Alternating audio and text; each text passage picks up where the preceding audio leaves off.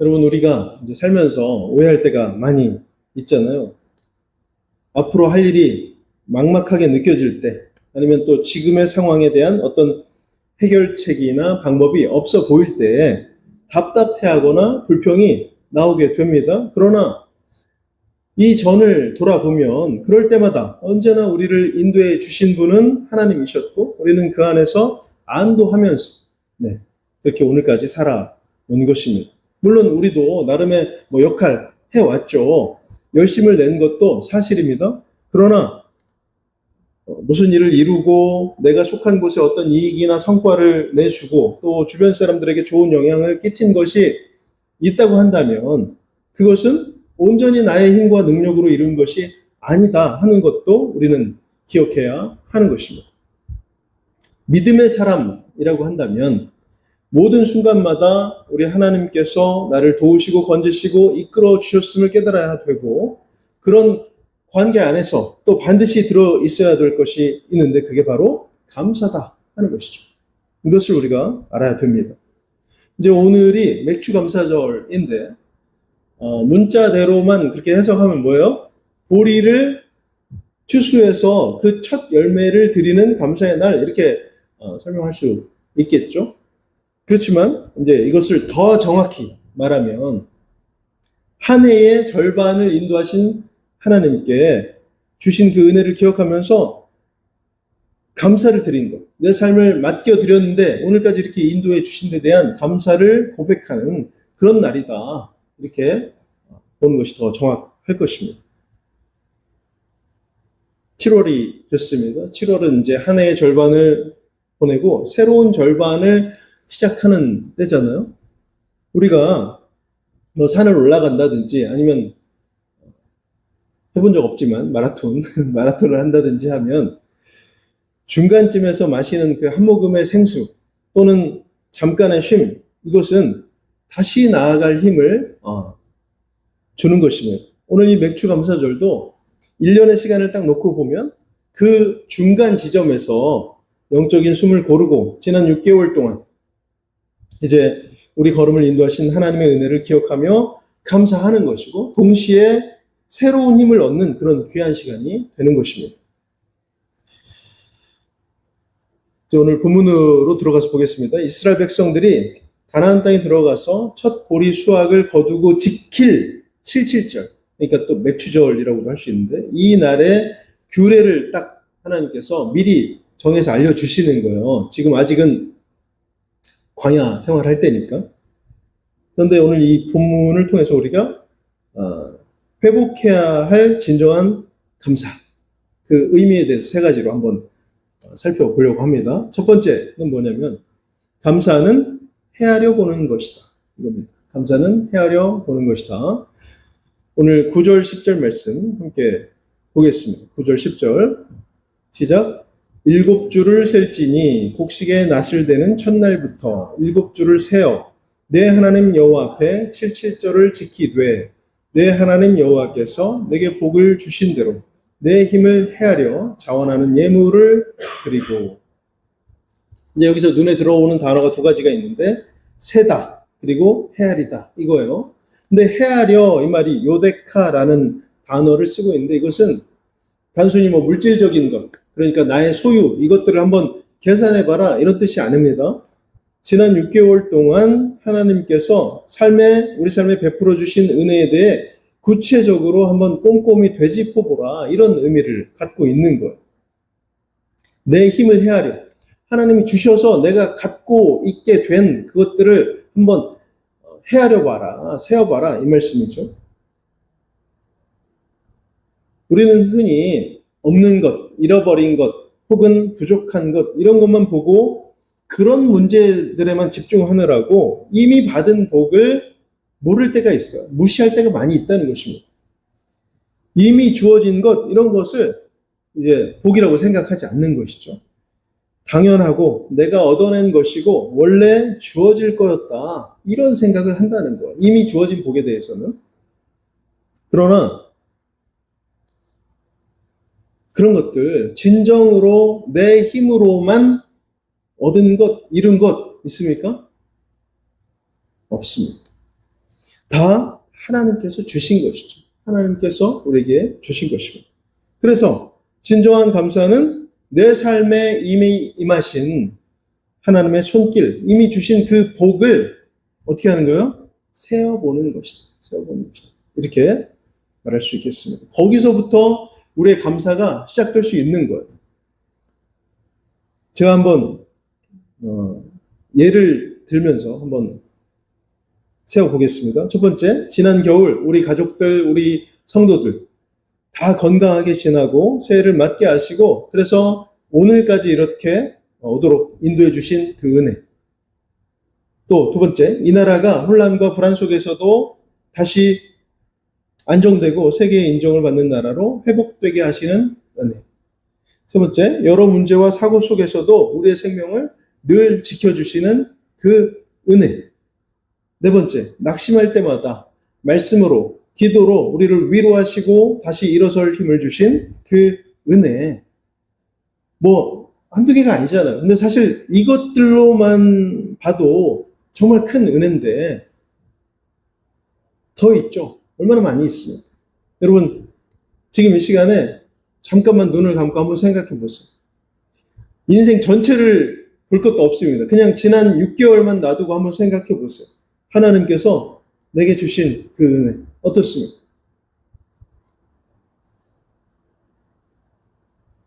나의 지혜와 힘과 능력으로만 그렇게 해서 오늘까지 왔습니까? 우리가 그렇게 지금까지 왔습니까? 아니죠. 모든 것이 하나님의 은혜였습니다. 그 은혜로 우리가 여기까지 온 것입니다. 우리를 사랑하시고 귀하게 여기셔서 때마다 일마다 주시지 않고는 견딜 수 없는 분이 바로 우리 하나님이시라는 거예요. 신명기 11장 14절 말씀, 여호와께서 너희의 땅에 이른 비 늦은 비를 적당한 때에 내리시리 너희가 곡식과 포도주와 기름을 얻을 것이요. 우리가 나를 향한 이 하나님의 마음을 잊지 마시길 바랍니다. 그 주신 복을 깊이 헤아리고 세어보면서 의무여서가 아니라 정말로 이 마음에서 우러나오는 그런 감사, 그것으로 하나님께 예배하는 그런 시간, 또 우리의 삶이 되기를 간절히 바랍니다. 이제 두 번째, 감사는 기억하는 것이다. 기억하는 것이다. 하나님께서 12절에서 이제 중요한 명령을 하시죠. 12절 말씀 함께 보겠습니다. 너는 애굽에서 종되었던 것을 기억하고 이 규례를 지켜 행할지니라. 네, 지금 뭐라고 했어요? 몇 주절? 보리를 추수하는 날이라고 했잖아요, 이 날이. 그러면 수확의 기쁨이 있으니까 얼마나 막 즐거워야 될, 기뻐야 될 그날입니까? 모두 모여서 막 음식을 먹으면서 이렇게 기쁨을 나눠야 되는 그런 시간인데 하나님께서 뭐라고 하셨어요? 이스라엘 백성들에게 애굽에서 종살이했던 그 시절을 기억해라. 가장 어둡고 비참했던 그 시절을 떠올리라는 거예요. 이 축제의 날에. 왜 이렇게 말씀하실까요? 왜? 과거에 그 절망 가운데 있던 시간, 이것을 기억할 때 현재 누리고 있는 이 자유와 풍요와 평안이 얼마나 넘치는 은혜인지를 깨달을 수 있기 때문에 그렇습니다.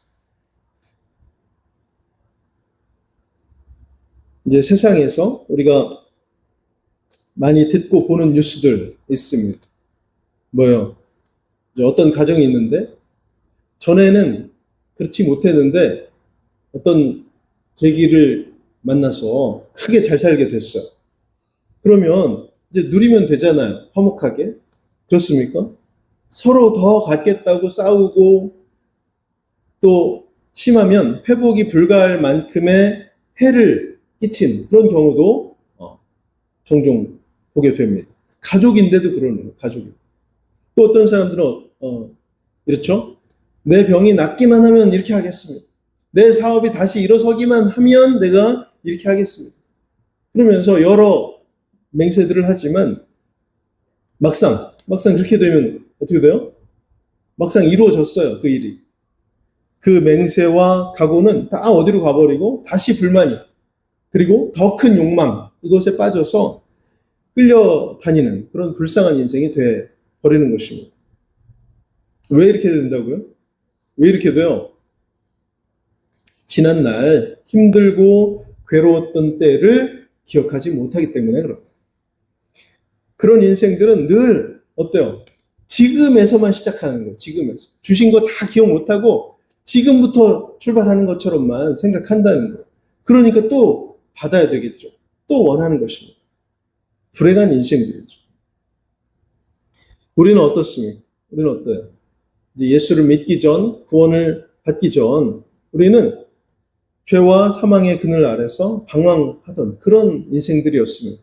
영적으로 보면 고아와 같은 그런 인생들이었어요. 그런 소망 없던 우리를 하나님께서는 이 예수 그리스도의 십자가 보혈로 건져내 주시고 오늘 이 자리에 예배자로 부르셨습니다. 하나님 앞에 하나님의 백성으로 서게 만들어 주셨습니다.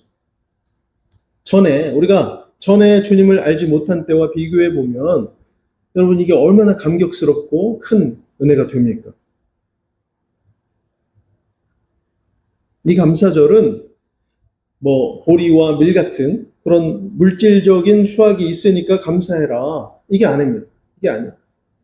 우리를 죄와 사망의 법에서 건져내셔서 천국 백성 삼아주신 그 귀한 구원의 은혜를 다시 기억하는 날이죠. 그것으로 감사하는 날입니다.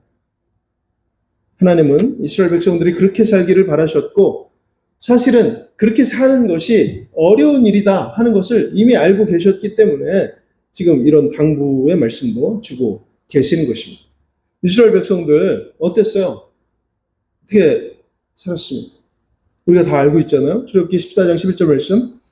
그들이 또 모세에게 이르되 애굽에 매장지가 없어서 당신이 우리를 이끌어내어 이 광야에서 죽게 하느냐? 어찌하여 당신이 우리를 애굽에서 이끌어내어 우리에게 이같이 하느냐?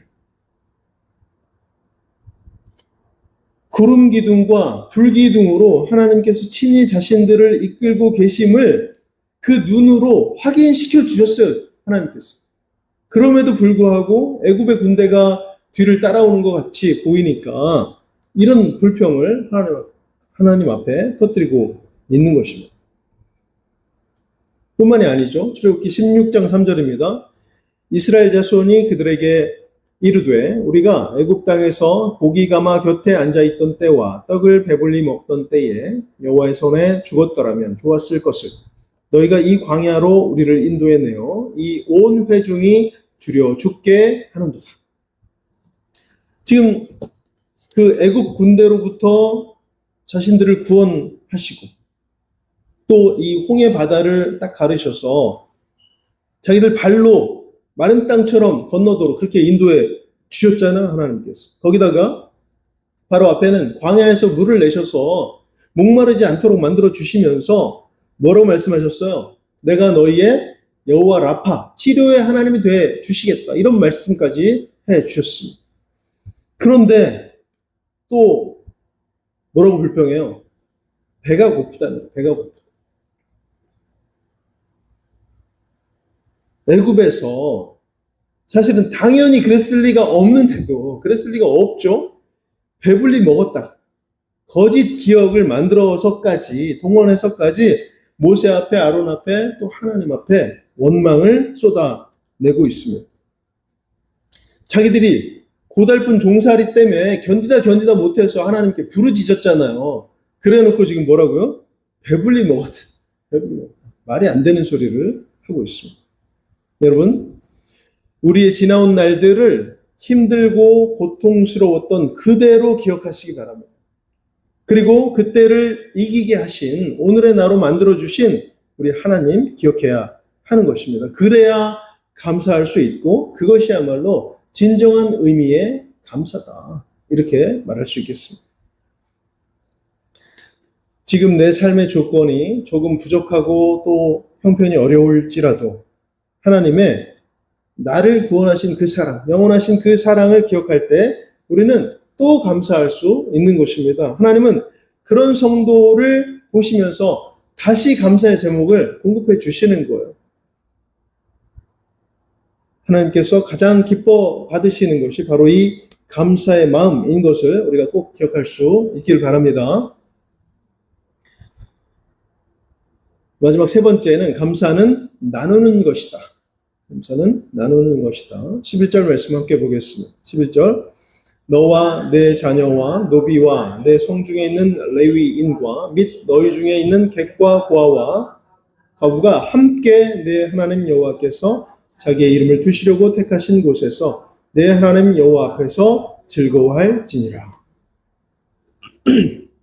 네, 여기를 보니까 혼자만 즐거워하지 말고 너희들끼리만 즐거워하지 말고 반드시 함께 즐거워해라 이렇게 말씀하시죠.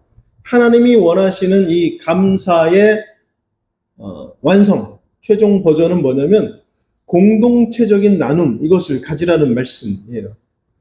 당시 그 사회에서 그 이스라엘 공동체 안에서 같이 이렇게 다니는데도 불구하고 소외됐던 그런 그룹들이 있었던 모양이에요. 뭐 노비, 종이라든지 아니면 그 이방 객들이라든지 아니면 고아라든지 과부라든지 이런 사람들. 근데 그런 사람들까지도 다 불러내서 그들의 손을 잡고 함께 즐겨라 이런 말씀인 것이죠. 무엇보다 중요한 건 뭐냐면 그들의 영혼이 이 믿음의 공동체 안으로 들어오는 것을 제한하지 말아야 된다. 막지 말아야 된다 이것입니다. 음식을 나누기 전에 무엇을 주기 전에 그 공동체 안으로 그들이 들어오도록 해라. 간혹 교회라고 하면서도 선을 딱 그어놓고 자신들의 것만 그렇게 채우고 누리고 하는 것을 자랑으로 삼는 그런 곳들이 있는데 참 큰 문제죠. 문제입니다. 특히 이웃에 있는 교회들까지도 마치 경쟁자처럼 생각하면서 자신들만의 그 울타리를 딱 치고 그걸 지키려고 애쓰는 모습 참 안타깝기까지 합니다. 내가 받은 복 이것을 내 창고에만 쌓아두면 그것은 뭐가 돼요? 탐욕이 됩니다. 탐욕. 연약한 이웃과 고통받는 형제와 나누면은 그게 바로 거룩한 감사가 되는 것이다. 우리가 주님의 열매가 되는 은혜를 주신 것은 나로 끝나라고 그렇게 해서 주시는 것이 아니라 내 주변의 형제와 이웃을 살피라고 우리 하나님께서 먼저 허락해 주신 축복이라는 사실을 우리가 기억할 수 있기를 바랍니다. 우리가 통로가 되어야 되는 거예요. 통로. 끝이 아니라. 귀한 영혼들이 구원받는데 우리의 힘을 쏟아야 됩니다. 리프네 여호와 하나님 앞에서 우리가 살아야 될 가장 필요한 삶이 바로 이 삶이에요. 이 삶. 섬기는 삶, 나누는 삶. 우리가 그런 믿음의 삶을 즐거워하며 기꺼이 살아낼 때 우리 하나님도 기뻐하시고 더 큰 은혜로 부어 주실 것입니다. 그렇습니다. 우리 삶에 주신 은혜를 생각하면 오늘 잠시 내가 힘들지라도 감사가 나오고 중보도 해야 되고 나눔도 해야만 하는 것이죠. 할 수밖에 없어야 맞습니다. 늘 비록 작더라도 섬김과 나눔이 있는 삶으로 하나님의 이 사랑을 흘려보낼 때에 우리의 감사의 제목이 또 삶이, 가정이 더욱 풍성해질 것을 확신합니다. 시편 말씀 보겠습니다. 50편 23절 말씀. 감사로 제사를 드리는 자가 나를 영화롭게 하나니 그의 행위를 옳게 하는 자에게 내가 하나님의 구원을 보이리라. 오늘 이 맥주 감사절 라고 말씀드렸어요. 지나온 6개월에 대한 감사이기도 하지만 앞으로 살아갈 6개월 또 앞으로 살아갈 우리의 모든 남은 인생까지도 갖고 드리는 새로운 감사이기도 한 것입니다. 하나님께서 이스라엘 백성들에게 첫 열매를 드리면서 기뻐해라 이렇게 말씀하신 이유는 뭐예요? 주신 게 있으니까 받으시려고 계산하시는 겁니까? 이 첫 열매를 주신 하나님께서 앞으로도 더 크게 책임져 주실 것을, 복 주실 것을 약속하시는 것입니다. 믿고 감사해라. 앞으로의 너희 삶도 내가 책임질 것을 믿고 감사해라. 이 말씀인 것입니다. 사랑하는 성도 여러분, 아직 우리의 삶에 해결되지 않은 기도 제목이 많이 있고, 내일이 또 보이지 않는 것처럼 그렇게 생각될지라도 염려하지 마시길 바랍니다. 걱정하지 마세요. 지금까지 우리의 삶을 신실하게 인도해 주신 우리 하나님께서 앞으로의 우리의 삶도, 우리의 이 길도 가장 선하게 인도해 주실 것입니다. 받은 복을 깊이 헤아리며 구원의 은혜를 기억하고 또 주신 그 사랑을 나누며 사는 그런 성도, 늘 감사와 기쁨이 넘치는 복된 성도 우리가 다 될 수 있기를 주님의 이름으로 간절히 축원합니다.